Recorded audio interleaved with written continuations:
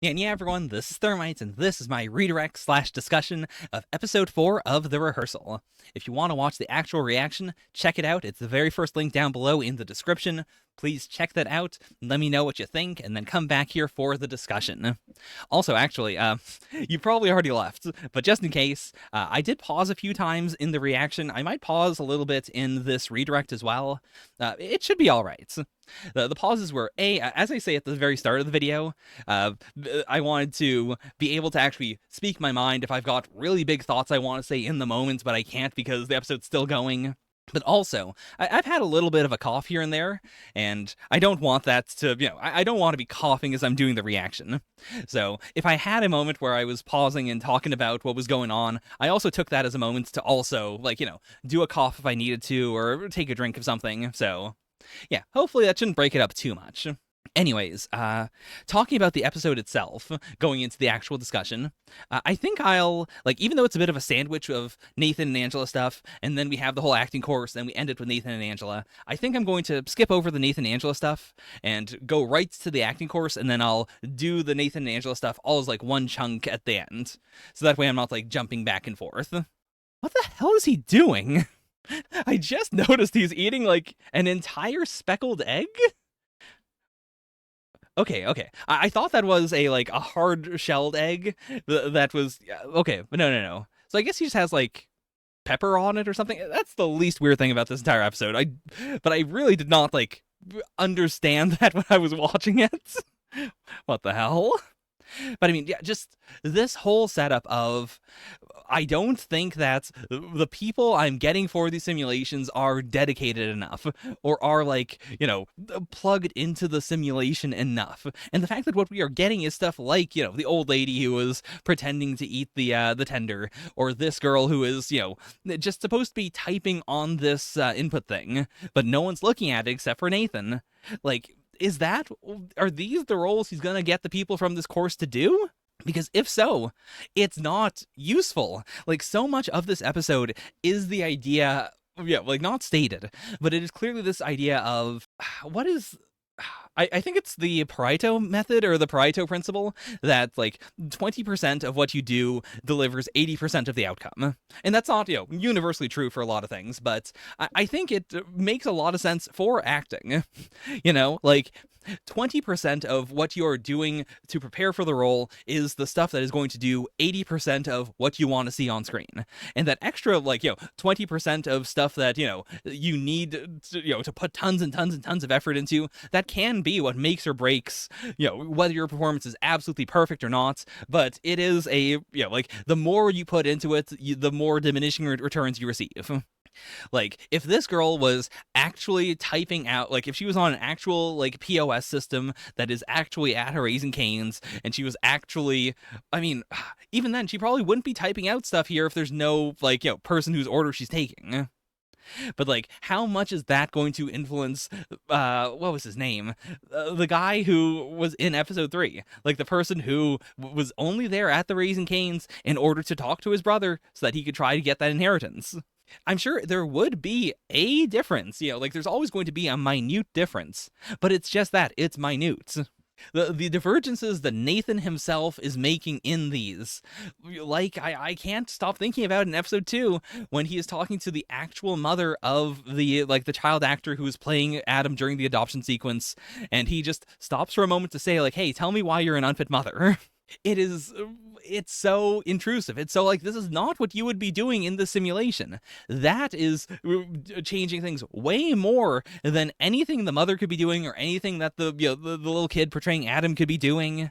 It is obviously very much intentional with the framing of the series. But that doesn't mean it can't aggravate me. It is this tragedy to see on screen. This idea of someone who is digging this hole deeper and deeper and deeper, trying desperately to find, how far do I need to go in order to reach 100%? And, he's never going to. And he's getting, he's getting to, 90% accuracy, 95% accuracy. But the further he digs, the more he's just getting completely unnecessary information that is not helping with the stated outcome of what he is trying to do, which is, to give someone a simulation simulation of, an exact simulation of something they want to do in order to like allow them to, when they actually do the right thing, or when they do it for real, to fully understand how everything is going to go. And just like, there's something to be said about the vast amount of resources he is using on this.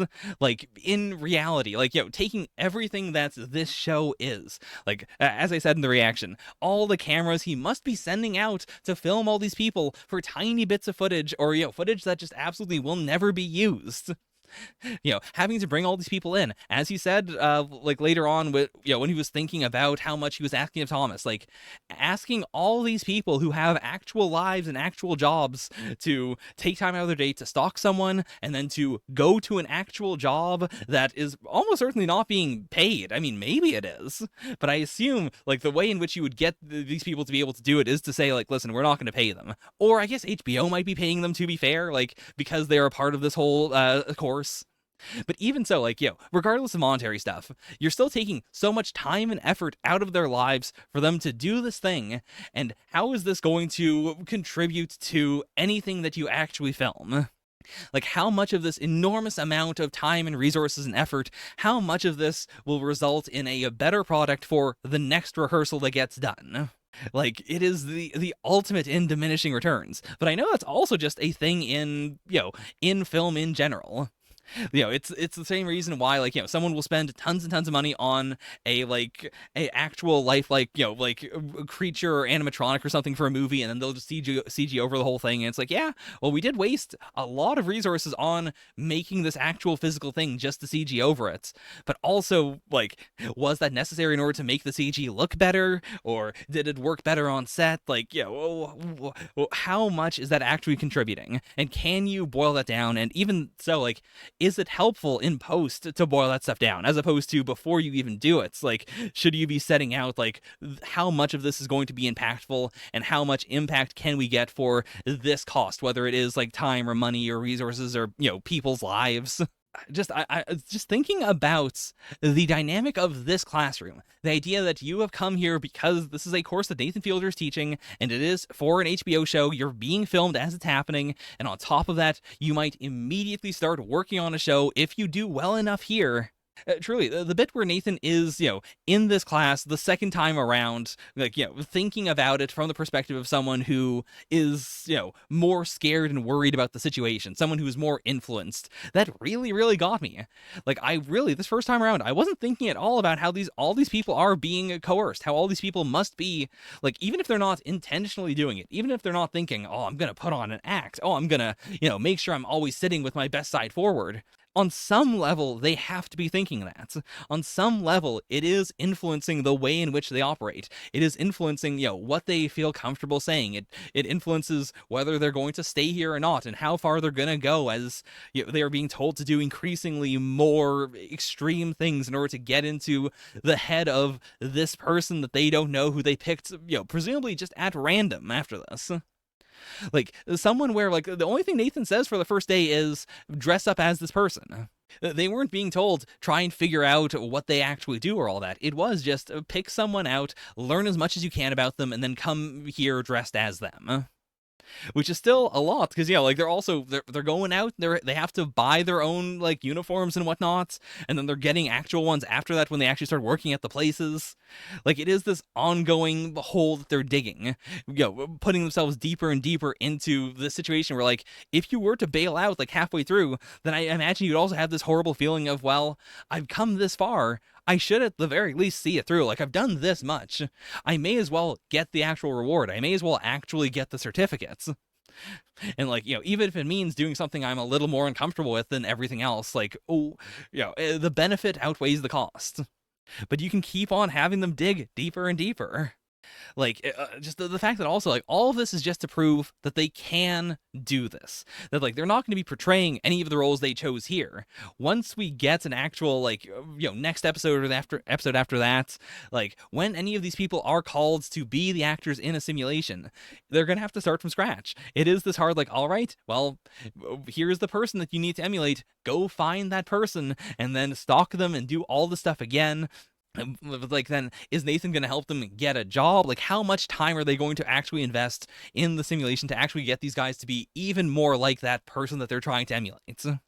Because there's the extra layer of, I don't think any of the previous actors were bad at all at emulating the people they wanted to emulate. The one where they had the least amount of experience would have been the Core episode, and both fake Core and fake the Core's friend were both really, really good at nailing those two characters. Like, there's nothing there I would say it was their fault. Anything that was a problem, anything that was a divergence, all of the divergences there were just, the natural problem of all of this, of the actual situation is never going to be what you performed or what you practiced. No amount of being good at acting would have, caused the actors to get Core over that feeling of, okay, I'm actually doing this, I'm actually nervous, I don't know if I want to say this, I don't know if I want to come out to this person that I care about who I'm really afraid of for some reason. We're getting so into the weeds that, to the fact that, we have a whole episode here that is not that. I guess, the Nathan, Angela, and Adam stuff is, a bit of, like, actually, doing more method acting to try and get into the perspective of a person. But even then, I'll talk about this more later, but Adam doesn't do what these kids do. Or, sorry, Adam's actor, whose name I don't remember. But, like, he doesn't stalk his friend. He doesn't, like, he doesn't go to juvie or anything. Like, all he does is just talk to someone who has these feelings, and then from there he tries to emulate what he believes those feelings, those perspectives are, which is, that's not method acting. That is just normal acting. Like, it's so interesting that the standout performance of this episode being, the kid playing Adam does not use the Fielder method in order to achieve his actual, like, his standout performance. That also feels extremely intentional. I brought it up before, but also, just the fact that he has them simulate this group, showing that there are definitely people in... There are already people in Soho where, he could definitely get an entire separate group of people to play the people who are in his, thing. Like, that itself, it doesn't negate the problem, because I get the idea of, for the mainline rehearsals, he wants to, like, have 10 out of 10 actors. So I guess it's fine if, these actors aren't completely perfect. But it is this inherent funny negation of, well, clearly these people are good enough to, for you to personally experience this whole thing. So if these people aren't good enough for you to then hire out for the other episodes, then, well, like, again, it's diminishing returns. How much better are the first batch of people going to be because, you hired the second batch, and then through them you learned what it was like to be in the class, and then from there you were able to then tailor your, the way in which you were teaching to the rest of the class. Is the amount you are investing in all these other actors worth it? The answer, I think, is emphatically no. But, the question can be asked. It was also just so interesting, like, over the course of the episode, having Nathan see fake Nathan and his reactions to him, where when he starts off, it is very clear, like, it's Nathan. Like, he looks at himself and goes, well, clearly he's an amateur, but in general, I think the method makes sense. I think this is all fine. And it's only after he learns more about Thomas and, like, gets into his head and, like, understands, that's the thing, he doesn't fully get into Thomas's head. Like, so much of what he does when it comes to these, to these performances, to what he thinks, emulating a person is, like, very little of that is really getting into their head in the sense of, like, performing actions that they would perform. Like, he will get into the physical place, he will talk about the actual things, but there is always, again, it is that the diminishing returns sequence. Like, the closer and closer you get, and the more information you consume about that person, like, how much of that is being filtered down to the way in which you understand them? How much is, like, playing his PS5, or reading his Shakespeare art on the wall, or, looking around and seeing that he's got a tiny little Kurama from Naruto? Like, how much of that actually influences the way in which you are playing him as a person? And even if you get a little bit of that information, like, the depth of it, like, you're getting so much information that is basically saying the same thing. Like, you only need to go into one room of his to get, like, okay, he's a weeb. That's probably why he went to the SIE place. Like, he clearly has a like of that kind of thing. Like, how much of that then goes into how you play him going forward and how much you can understand him? I know I'm being very circular around this, but Like, that is the main problem. That is that is the aggravating part of this. But yeah, I do love the evolution of Nathan to realizing, like, okay, you know what? I understand that this feels really weird and awkward, but I'm not gonna change it. I'm just going to acknowledge that this feels weird and awkward.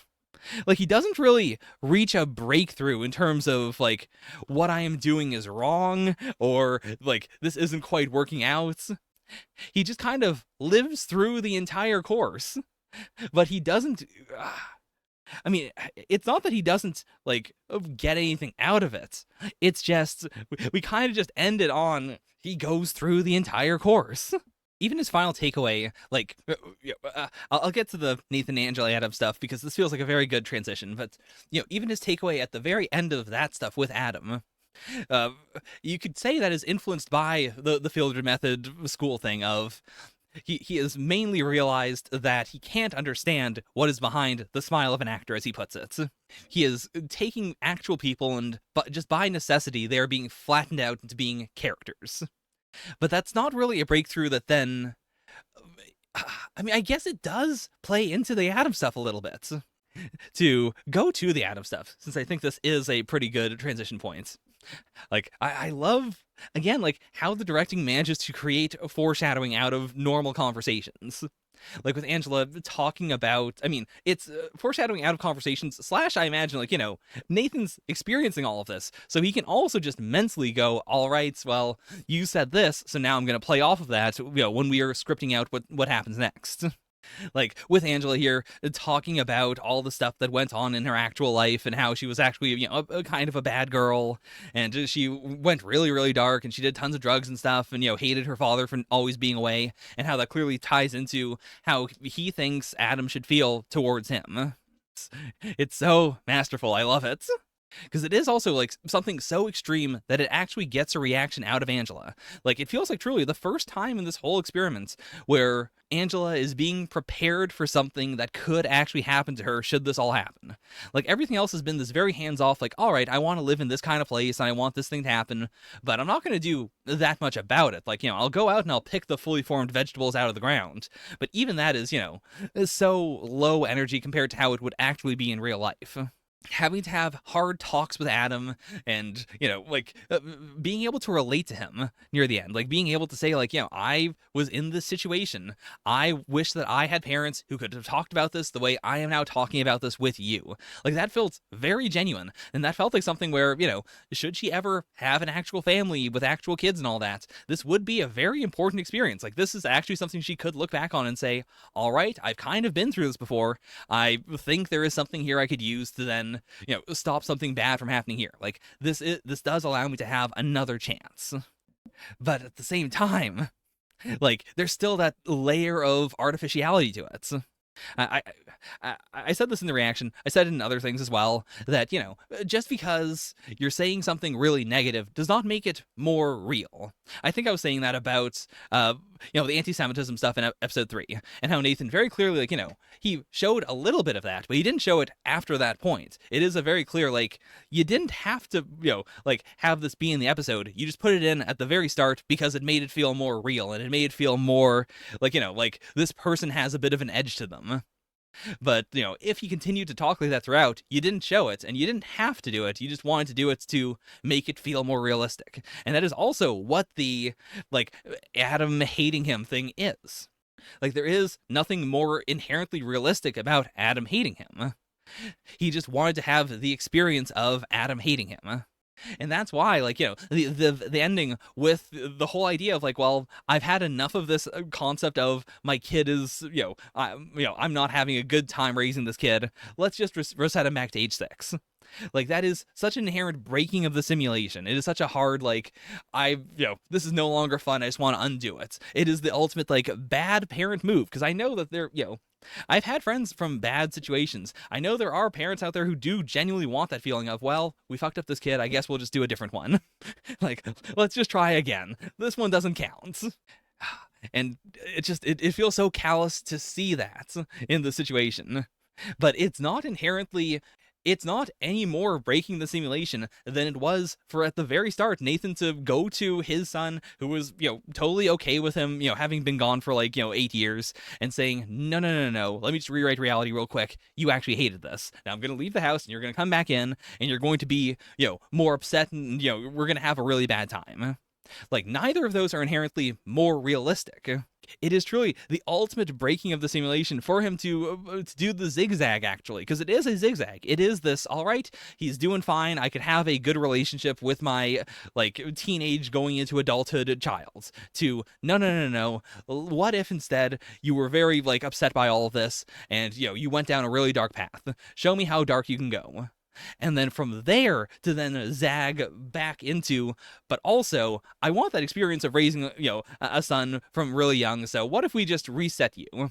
What if we just have a different Adam? In the same way that, like, all the Adams have been different, but this is such a hard, like, we're just not going to commit to this retelling of, or this telling of the story of Adam and the story of us as parents. We're just going to negate that and do a different one, and we're going to move on from there. It is so viscerally messed up. Like, it is, like, it creates this extremely weird feeling I've never gotten from anything else in my entire life when Adam, is overdosing here. Because it is this big emotional moment that clearly Nathan's putting a lot into, and Adam's actor is doing it phenomenally, and I do feel like Angela's actually being very affected by it. But it is so perfectly fake because Nathan and Angela already talked about this. They already had this discussion of, well, this kid doesn't count. Like, I want to reset this one, and so the way in which we're going to reset him is he dies off. Like it's a soap opera. Or, like if you had a pet and your pet wasn't very well behaved and you're like, well, what if we just let go of this one and we just get a different pet and we name him the same thing and it's going to be fine. Like, we're just resetting the pet. We're just resetting our kid. We are just, this whole thing didn't count, even if it did happen. Like, there's something even more weird and messed up about the fact that they decided to have him overdose. That it wasn't this hard, all right, thank you for your help, we'll keep you on file, we're just going to do a hard and reverse everything. Like, the idea that they wanted to have a climax to this Adam's arc and then have him transform back into being a kid. Like, the best way to put it is, I've read so many comic books, more so than anything else, that play with the concept of what is real, what is fictional. Like, is it okay for, like the classic Animal Man ending, where Grant Morrison, non-binary, genius, just goes into the comic and talks to Animal Man and is just like, hey, listen, everything that has ever happened to you, all the awful things that have happened have been because of me, a writer, and I've been writing all of this stuff because it's a really good story and it's going to make people's lives better in another dimension because they're going to learn stuff from this, and it's entertaining and it's good, and also you just would not have an existence if I didn't write all of this stuff for you. And that feeling of, yeah, sure, I guess I'm grateful that I exist, but also I literally existed to suffer. Like, you did this to me. You could have had anything happen, but you chose to, construct this story that is just extremely upsetting and bad for me in order, because what you want is not just for me to have an eternal paradise that you could have created. You instead wanted me to suffer because it would sell comics and shit. That is the vibe I get from this. It is this constructed feeling of like, well, we want to have a climax for Adam. We want the feeling of knowing that we had a son who died. We want to have this tragedy. We want to know, like, this is a bad path. This could happen, and now we're going to do a different Adam with a good path. Like, I assume that's probably going to be what, where we go with the next episode, and after that is that feeling of, okay, guys, you messed up that one kid. That was a potential future. Now we're going to do the real one. And like that was all a rehearsal for Adam's teenage years. Try to make different choices so he's not going to be that fucked up when in his actual teenage years. I mean, it is truly, the blurry line of like, how much can a rehearsal really affect you? It's not real, but also you are actually going through the experience. If it doesn't feel real to you, then what's the point of it? It's clearly not an actual rehearsal. But if you are feeling it, if you are experiencing it, it is still emotional, it's still impactful, it is still important in its own rights. Just like episode 3, where, the dude just immediately left. And part of that, I imagine, was, as I said before, because he probably thought it was really weird and fishy, but also he did get the thing he wanted. He did get the emotional satisfaction. Whether he did, in fact, talk to his brother about it or not in real life, at the very least, the rehearsal, as flawed as it might have been, still created real emotions within him that he could then use to process what was going on. And this just feels so weirdly manipulative in universe, because again, it's for no one. Like, Adam's actor is, acting his heart out, but it doesn't really matter for him.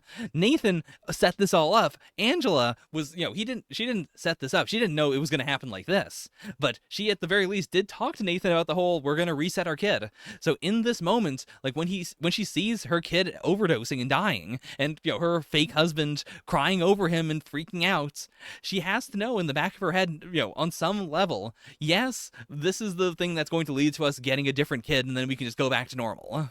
The layers of unreality are so twisty-turny, bad for the tummy, bad for the brain.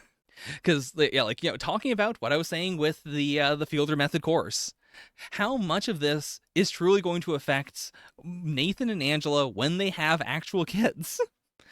Like, this is a rehearsal for, not something they're going to immediately do, and not something they're going to do together, but, it is a rehearsal for Nathan's fatherhood and Angela's motherhood, and, just their lives in the future, and how much of this is actually going to be directly applicable. I think some of it is, but is all the trauma worth it? Is all the, the budget worth it? Are all the weird little details actually going to play into it in a meaningful way? Like, there's also the layer of just, anything you go through in life is going to affect you. Anything you go through in life is going to change who you are and shape you as a person. Like, everything that is being done here is shaping the people who interact with the, with the creation of the series. But that's not what the purpose of the series is. The purpose of the series is to fulfill a very specific thing. And in that, it seems extremely flawed. But yeah, it's really, really fucking me up. I do love that this ends with this, with Adam's actor breaking character for a second. I really should have written down his name somewhere.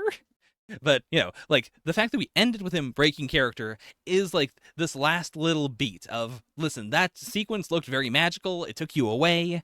Like, that's obviously what we're doing. But also, don't forget, these are actors. This is all set up. Like, all these random people here who are supposed to give off the feeling of, he's living with the wrong crowd. They're doing drugs. They're all fucked up. Like, they were all there when the little kid also got in here. They're not bad people. They're also just random actors. The sense of unreality that pervades the whole series is just, I feel like I've been saying the same stuff over and over again, so please, please, please, if there's something I'm truly missing, do let me know, and I'll definitely talk about it in the comments and stuff. It's hard to not just be so obsessed with the weirdness of the show and the fractalization of it. The, actors inside of a fake situation, inside of a fake situation, inside of a fake situation, over and over and over again. And the the feeling of just losing your mind over it, and the feeling of this is all being done by a madman. So there's no real, he is reflecting on it. That's everything. He is he's looking at stuff like this, and his takeaway is, okay, well, just because you know about this person doesn't mean you can make a pizza, or you can properly garden area, or how to work at an auto shop. Obviously you don't know that.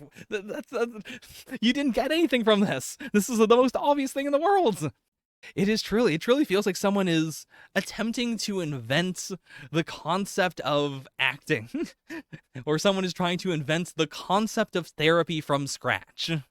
A person who is extremely unqualified to perform any sort of therapy or any sort of guidance in life is attempting to invent the entire concept of therapy from scratch. That is the real weird train wrecky energy of the series. It is this constant feeling of Nathan absolutely should not be doing this, and his heart is maybe in the right place, kind of, but also definitely not in some places, but also it is just endlessly intriguing. Truly no idea what we're doing for episode 4. Like, I hopefully he's gonna bring in some of these actors from the course to do stuff. But as I said at the start of this episode, like, each episode is very much like, we're not gonna do what you saw in the previous episode. We're doing something else, or we're building outwards, or we're making it bigger. Like, where can we possibly go from here? I mean, apart from obviously, doing Adam again, and the idea of like, well, we have a second chance, let's try to figure that out. But what choices do they make? And like, it truly doesn't feel like Adam, or it truly doesn't feel like Nathan can make better choices.